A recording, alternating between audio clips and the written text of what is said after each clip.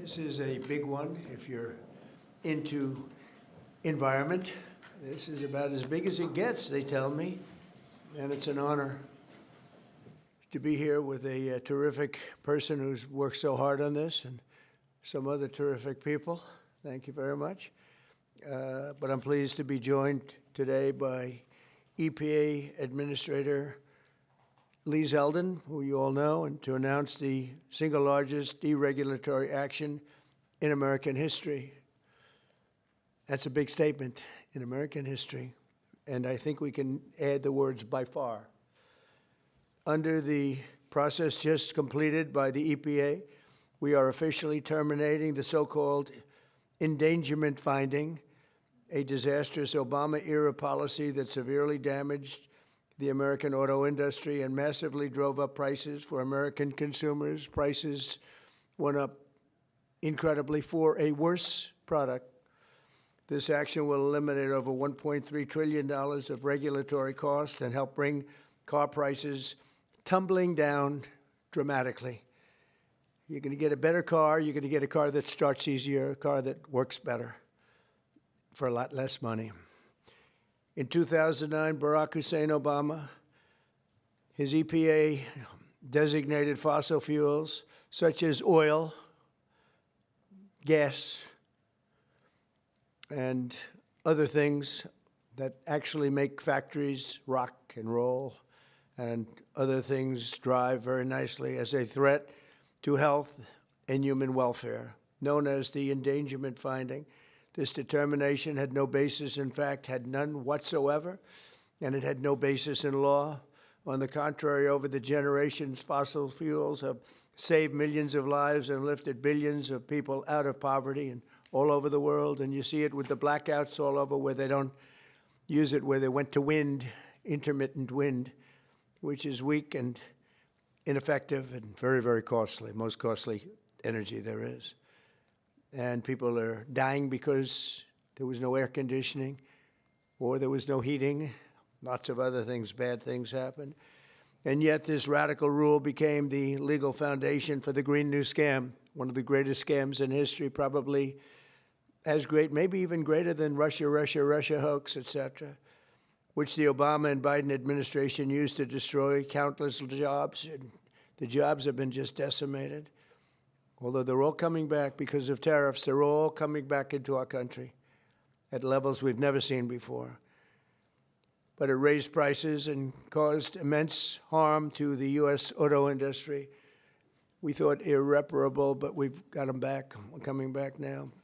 I was in Detroit, as you know, with Ford, and they had one of the earliest plants from the early 1900s, and it was going to be closed down. And then when I won, they said, let's keep it open for a little while. Let's see what happens. And they just announced, as you know, they're going 24 hours around the clock with that same plant that was going to be closed because of what we've done. For example, under the endangerment finding, they forced the hated start-stop feature onto American consumers, which unnecessarily shuts off a car's engine when you stop at a red light. In other words, the engine goes off. That's great. The endangerment finding was also used to impose the massive and really very expensive electric vehicle mandate, expensive in the sense that nobody wanted it. Everybody was going to be forced to buy an electric car in a very short period of time, even though you can't power the car because we would have had to spend $5 trillion on power stations. That's all dead, gone, over. These crippling restrictions were a major factor in driving up car prices to unprecedented levels, and the car that you were getting was not nearly as good. In 4 years under the Biden administration, the price of a new and used car rose more than 22%, all to facilitate the Green New Scam without achieving any meaningful impact on the environment, but making the car worse. That is why, effective immediately, we are repealing the ridiculous endangerment finding and terminating all additional green emission standards imposed unnecessarily on vehicle models and engines between 2012 and 2027 and beyond.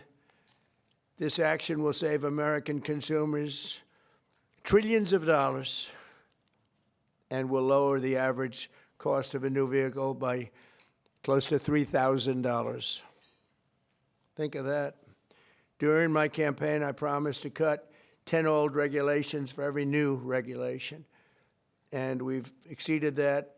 We've instead done it, 10 regulations. We were able to cut 129, so now we cut 129. So think of that. I promised to cut 10 old regulations for every new one, but we did more than 10. We did 129. It's something. Nobody can even believe it. So we did a lot of regulation cutting in the first administration, a record. Nobody even close to it now. We're actually exceeding it in this administration. The biggest one yet that we've done is happening right now. So perhaps no industry has benefited more from our historic deregulation campaign than the U.S. auto industry. We canceled the EPA's absurd, just totally absurd, tailpipe emission standards, which was a disaster for automobile manufacturing, and revoked Biden's emissions waiver that would have allowed California to regulate automobiles for the entire nation. And they're crazy out in California.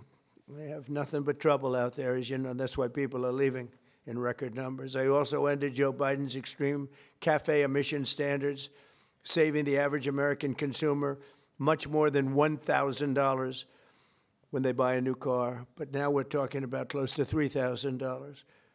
These regulation cuts, combined with our tax cuts and tariffs, are the reason why the world's largest automakers have announced that they're going to be spending in excess of $100 billion in the United States in the next very short period of time, building new auto plants.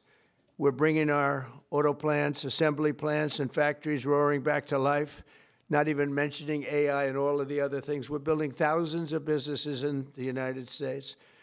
And if you remember, on my first day, they said if I could ever get the Dow up to 50,000 in my last year, in other words, in the fourth year, that it would be an unbelievable miracle. But don't worry about it, because it'll never happen, they said. And if I could get the S&P up to 7,000, they said in the fourth year, they said it will never happen. Let's not even talk about it. I have things. Let's not even waste our time talking about it. Well, at the very end of my first year, the Dow hit 50,000. Now it's over 50,000. And 3 days before that, the S&P hit 7,000. So we didn't have to wait till the end of the fourth year. We just waited till the end of the first year. We've never had a country in a position like this, and a lot of it's due to tariffs, and a lot of it's due to the fact that we had a great election, and a lot of good things have been done. One of the good things I did was put Lee Zeldin in charge of our environment. So I'm going to ask Lee to say a few words. Thank you very much. Thanks, Lee. Thank you, Mr. President. This is a big deal. Under President Trump's leadership today, the Trump EPA has finalized the single largest act of deregulation in the history of the United States of America. Referred to by some as the holy grail of federal regulatory overreach, the 2009 Obama EPA endangerment finding is now eliminated. This action will save American taxpayers over $1.3 trillion. What that means is lower prices, more choices, and an end of heavy-handed climate policies. With today's announcement, American families will save over $2,400 for a new vehicle. 16 years ago, an ideological crusade within the Obama administration set off the most costly regulatory power grab our country has ever experienced. The 2009 Obama EPA endangerment finding led to trillions of dollars in regulations that strangled entire sectors of the United States economy, including the American auto industry. It claimed new powers over the vehicles we drive, even though the best reading of the Clean Air Act clearly states otherwise. The Obama and Biden administrations used it to steamroll into existence a left-wing wish list of costly climate policies, electric vehicle mandates, and other requirements that assaulted consumer choice and affordability. And who paid the biggest price?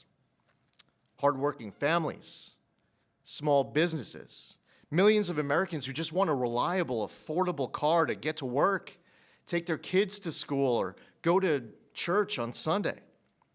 The endangerment finding and the regulations that were based on it didn't just regulate emissions. It regulated and targeted the American dream. And now the endangerment finding is hereby eliminated, as well as all greenhouse gas emission standards that followed. The red tape has been cut. Manufacturers will no longer be burdened by measuring, compiling, or reporting greenhouse gas emissions for vehicles and engines. And the forced transition to electric vehicles is eliminated.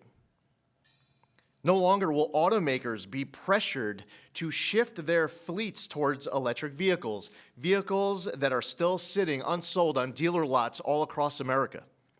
And as a cherry on top, we are ending the federal government's push to get manufacturers to install that Obama switch, the almost universally despised start-stop feature. There will be no more climate participation trophies awarded to manufacturers for making Americans' cars die at every red light and stop sign. It's over, done, finished.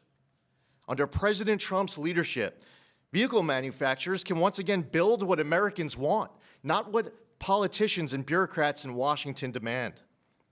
President Trump campaigned on reviving the auto industry, and he continues to deliver win after win after win, ending electric vehicle mandates, getting rid of the Biden Cafe standards with Secretary of Transportation Sean Duffy, and securing massive new U.S. manufacturing investments and all of the jobs that come with it. Affordable cars mean opportunity. That means jobs, healthcare, education, and mobility, especially for working families and rural Americans who rely on their vehicles every single day. And this isn't just about making the American economy boom. It's also about restoring the rule of law, a fundamental principle of our great republic. For years, unelected bureaucrats twisted the Clean Air Act into something it was never meant to be. The Obama administration twisted itself into some kind of mental pretzel to invoke authority it didn't have and to sidestep Congress. They claimed that 6 greenhouse gas emissions from vehicles, some of which aren't even emitted from vehicles and trucks, contribute some amount above zero to global climate change, what they said endangered public health. But their wild web of mental leaps isn't prescribed in federal statute. The Obama EPA's House of Cards upended the best reading of the Clean Air Act, as well as 50 years of EPA precedent on what constitutes regulable air pollution. In the 16 years that intervened, the Supreme Court has established clear precedent in Loper Bright Enterprises and West Virginia versus EPA. And in light of these Supreme Court decisions and other developments, upon his swearing in last year, President Trump immediately tasked on day one submitting requirements, recommendations, research on the legality and continued applicability of the 2009 endangerment finding. And at Trump's speed, he wanted that research and recommendation turned around instantly.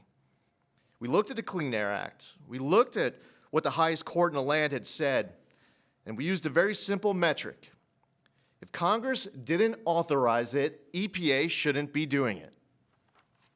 Congress never voted for these climate mandates inside of Section 202 of the Clean Air Act. If Congress wants EPA to regulate the heck out of greenhouse gases emitted from motor vehicles, then Congress can clearly make that the law, which they haven't done for good reason. Today, we dismantle the tactics and legal gymnastics used by the Obama and Biden administrations to backdoor their ideological agendas on the American people. Following the plain language of the law, we have now realigned EPA's rulemaking to reflect the Clean Air Act exactly as it is written and as Congress intended, not as others might wish it to be. Where our predecessors focused on trying to make and please a few fear-mongering climate alarmists, the Trump EPA is making decisions to benefit all Americans based on common sense and reality. And the American people are tired of paying the price of political games. Last November, they voted for an administration that would listen to them. They told us that the price of a newer, safer vehicle was too high. They told us they didn't want cars that shut off at every red light. They told us dealers were sitting on lots filled with electric vehicles that nobody wanted or were buying. The Trump EPA listened. We heard you and we acted. And today's action does not change regulations on traditional air pollutants and air toxics. This EPA is committed to providing clean air for all Americans. Powering the Great American Comeback is based on the singular focus of providing clean air, land, and water for all Americans while harnessing the greatness of the American economy. That's a big difference from our predecessor. We believe that we can and must choose both. If you want an electric vehicle, buy one. If you want a diesel truck, then buy that. If you want a gas-powered vehicle or a hybrid, well, more power to you. That's what freedom and choice look like. We're restoring the rule of law, we're grounding policy in reality, we're giving power back to the American people. And we're bringing back the American dream stronger than ever before. EPA will never waver on its core mission of protecting human health and the environment, and this administration knows we can do that while ushering in the golden age of America. To recap, the 2009 Obama EPA endangerment finding and all greenhouse gas emission standards on light, medium, and heavy-duty vehicles that followed is eliminated. American families now will save over $2,400 for a new vehicle. Today, the single largest act of deregulation in the history of the United States, over $1.3 trillion, the elimination of the endangerment finding is signed, sealed, and delivered. Thank you, Lee. That was long, but good. It was good. Maybe I should say great. It was great, and we appreciate it. Would you have anything to say, Russ? Please. Thank you, Mr. President. Literally no other president would have done this to get at the foundations of the Green New Deal, so tremendously excited that we are where we are today. Great work by Lee. I'm a little worried that this next year will be, EPA alone will be dereg east by the number of things that are going to come out of EPA. So great work to the team. $1.3 trillion in savings, massive historical opportunity. Thank you. Thank you, Russ. Please. Would you like to speak? You're worthy of it. Good man. Thank you, Mr. President. Today is a historic day led by President Trump's leadership. No other president, as Russ said, would have undertaken this and at the speed we did. It was a great team effort. This is the model of the Trump administration, everyone working together, mission aligned. And Lee is also working on cleaning up the horrible situation with regard to farm equipment.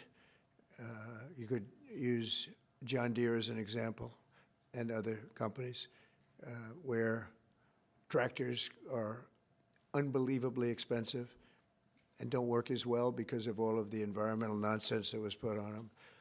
Also excavators, any equipment like that, bulldozers, Caterpillar tractor would be a beneficiary, I guess, but the people are going to be a beneficiary because the equipment's going to be a lot less expensive, and it's going to also, most importantly, it's going to work much better, much better.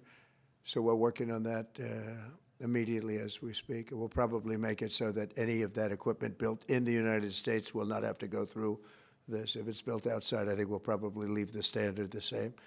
If people are going to send us equipment, let them have that standard for whatever it's worth, which is not much. And I think that's a very big announcement, too, and we're going to see if we can get that done very quickly so that all of that equipment that we have made, including lawnmowers, et cetera, you won't have to go to the finest schools in the world in order to figure out how to operate it. Okay? So any questions, please? President Trump, thank you for this. And after this much-supported move to roll back the former EPA's endangerment finding, what additional steps do you plan on taking to scale back what many are calling climate industry scams? Specifically, and Secretary Zeldin knows about these wind turbines they're trying to bring to New York. Judge is allowing them to be rebuilt right near your hometown in Jamaica, Queens. They're being called a national security threat for air traffic coming into the airport. What could you do to make sure these things don't destroy the environment? Well, we're trying to make sure it doesn't happen, and basically stopped all windmills in this country. It's the most expensive energy you can get. They're all made in China, a little bit in Germany, but mostly in China. And we're putting them all over our fields and ruining the fields and killing the birds and all of this. And the environmentalists say they like them, but they really are a tremendous eyesore. They ruined. Europe has gone, as you know, it's gone to, Europe isn't even recognizable anymore between immigration and because of, you know, environmental things like the windmills, which are taking over. The people hate them. The energy is by far the most expensive. And we're fighting very hard to make sure that they don't get built. I hope we don't have one built during my administration. We inherited some contracts where they've gone down the line a little bit. We're trying to terminate them for a lot of different reasons. One of the reasons, as you had mentioned, it's endangerment for the military. It's also endangerment for airliners. So we're trying to take care of those situations now. They should have never been allowed in the first place. Yeah, Mr. please. President, thank you so much for taking Sure. the questions. What do you tell Americans who are concerned that the $1.3 trillion in savings does come at a cost to public health and the environment based on Yeah, science? I tell them, don't worry about it because it has nothing to do with public health. This was all a scam, a giant scam. This was a ripoff of the country by Obama and Biden. And let's say Obama started it and got it rolling. And a terrible ripoff. They'll have more money to spend for health care, if you look at it. Now they can go out and spend it on something that's meaningful. And nobody's doing more for health care than the Republican Party. And that starts with the fact that prescription drugs are going to be coming down at numbers that nobody's ever seen before. They're falling. You know, we were paying the highest prices in the world by far, sometimes by 10 times more than other countries. Now we're going to be paying whatever the lowest price is anywhere in the world. We're going to be paying that. It's called favored nations, most favored nations. And I think it's the biggest thing to happen in this world, the world of medicine, prescription drugs, ever. There's never been anything like it. You know, if, like in my third year, first term, I actually got prices down 1/4 or 1/8%, and I was so proud of myself because they were like that for years and years. And since, under Biden, they went up very, very substantially. And now they're coming down by, depending on, you could say 500, 600, 700%, depending on the way you want to, or you could say 80%.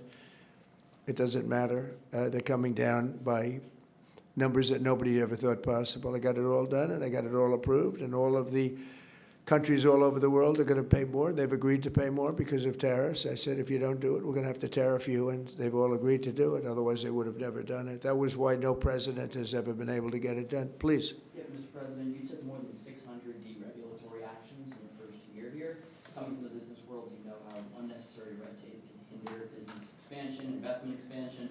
Given the magnitude of this announcement here today and the deregulatory action you took in your first year, how much economic growth can we expect to see as a return of progressive? It's a great question. I think that it'll be enormous. Who knows really what the number is, but I can tell you in terms of economic growth, we have $18 trillion being invested in this country right now, the most ever of any country by far, not even close. Think of it, no matter where, not just here.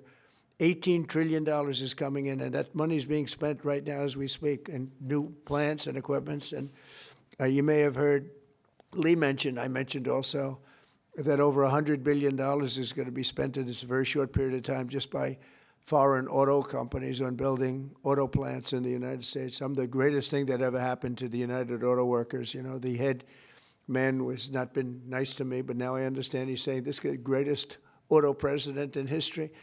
But the auto workers gave me their vote, and they knew what I was doing, and they know what needed to be done. The tariffs saved them, but this is now taken it to a level that I think, Lee, that nobody ever thought even possible. They thought this was, nobody would have the courage to do it. We have to have the courage to do it because we're making America great again. This is a big factor in making our country great. If you look at some of these cars, they didn't even work. They had computers all over the place trying to save a half an ounce of fuel. We have fuel for the next 500 to 1,000 years under our feet, and they're trying like hell to save a half an ounce of fuel. The whole thing is just crazy. Please, go ahead, please. Mr. President, is climate cooperation with China no longer in America's interest? And could you please confirm that you are going to visit China the first week of April? Yeah, I'll be What would you visiting like to President Xi in April. Look forward to it. He's coming here later in the year, and I look very much forward to it. No, our relationship with China is very good right now, and this is, not relevant too much having to do with China, what we're announcing today. But no, my relationship with President Xi is very good. Yes? Mr. President, following your meeting with Prime Minister Netanyahu yesterday, has your thinking changed at all as it relates to these negotiations with Iran? No, we have or to the make a deal. timeline with Iran? We have to make a deal, otherwise it's going to be very traumatic.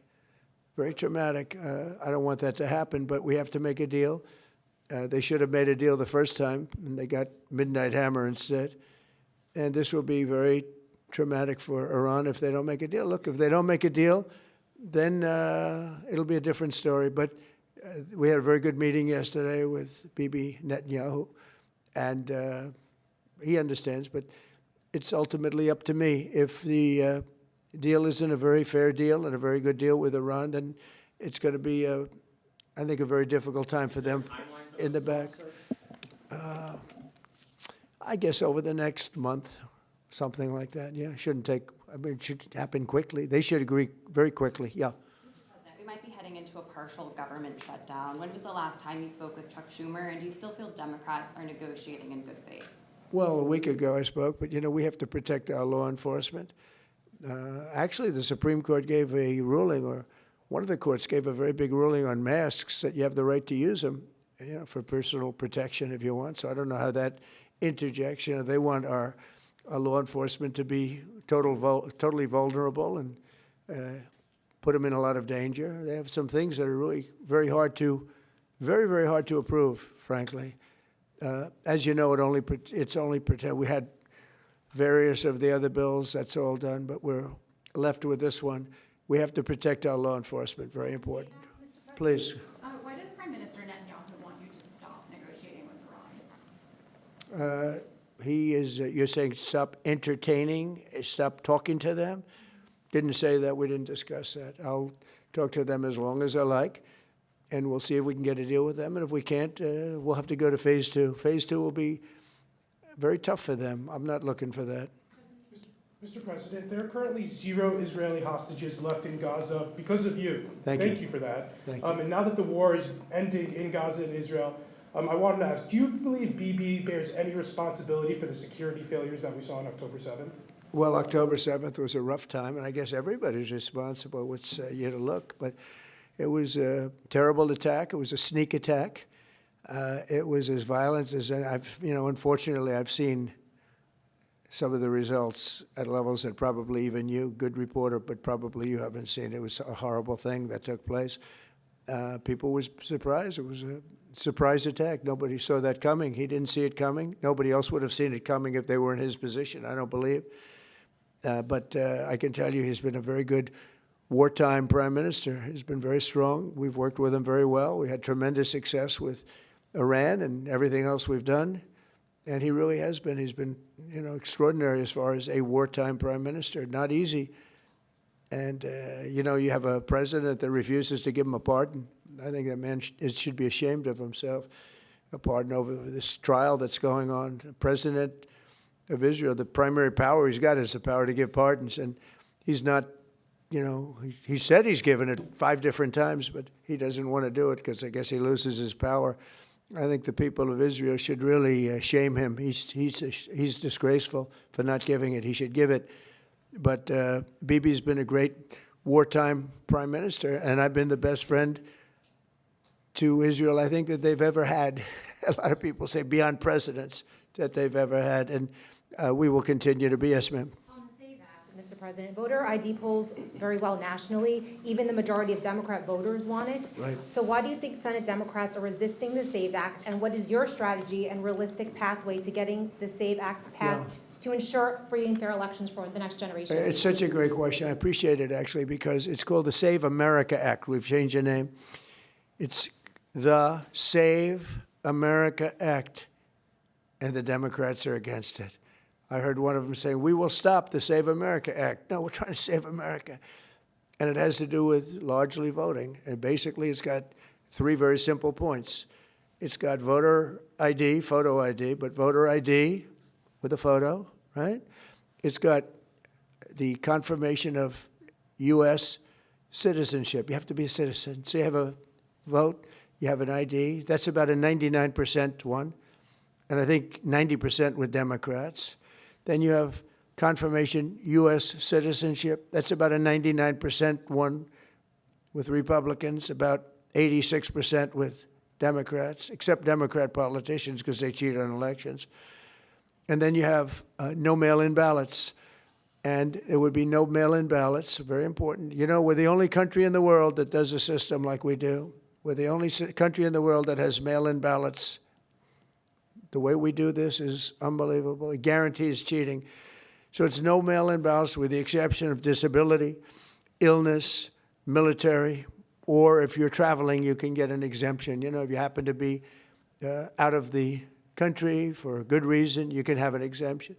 So with exceptions, it's no mail-in ballots, and that will assure the security of our crooked elections. We have crooked elections, yeah. Mr. President, have you fired or disciplined that staffer who posted the video from your account that included the Obamas? No, I haven't. That was a video on, as you know, voter fraud, and fairly long video, and they had a little piece and had to do with the Lion King. It's been very well, it's been shown all over the place long before that was posted. But that was a very strong, and I'm sure you saw it, a very strong piece on voter fraud, and the piece that you're talking about was all over the place many times, I believe for years. Yeah, please. Mr. President, were you aware that Secretary of Commerce visited Epstein's Island, and do you continue to have... No, I wasn't aware of it. No, I didn't. I actually haven't spoken to him about it. I wasn't. But from what I hear, he was there with his wife and children. And I guess in some cases, some people were. I wasn't. I was never there. Somebody will someday say that. I was never there. Yeah, please. This announcement that you made today, Mr. President, comes on the heels of a January jobs report that smashed industry expectations. Smashed all records. And the big feature of that was you reprivatizing the economy, an economy that was bloated with federal employment under the previous president. What's your message to Americans following this jobs report that smashed industry expectations? Is this just a sign that the best is yet to come? Thank you. The jobs report's amazing in certain ways because we have tremendously fewer federal employees, way down. And now I could have left them and added to what we did, and we would have had almost 100% employment. I could have gotten a great kick out of the fact that we're 100% employed. But we got rid of tremendous numbers of federal workers, and they hated me for it. Now they love me because most of them have gotten jobs in the private sector for 2 and 3 times more money than they were being paid by the federal government. We had some jobs where you had 10 workers for one job. 10 workers for a job that one person should be doing. And we've gotten rid of a lot of those jobs. And by getting rid of them, these people became available to work in the private sector. And as you know, the numbers are incredible. So the job numbers are incredible. The financial numbers are beyond belief. Again, they thought it couldn't be done in 4 years, and I did it in 1 year. And the numbers you're going to see is these, I don't know if you notice also construction numbers, the jobs for construction workers. You know why? Because they're building plants all over the United States. That's why. And when these plants open in a year from now, some sooner, some a little bit later, but when these auto plants, AI plants, and thousands of other types of plants, when they open over the next period of a year, year and a half, you're going to see numbers like we've never seen before in this country. Thank you very much, everybody. Thank you. Thank you. Thank you, Mr. President. Let's go.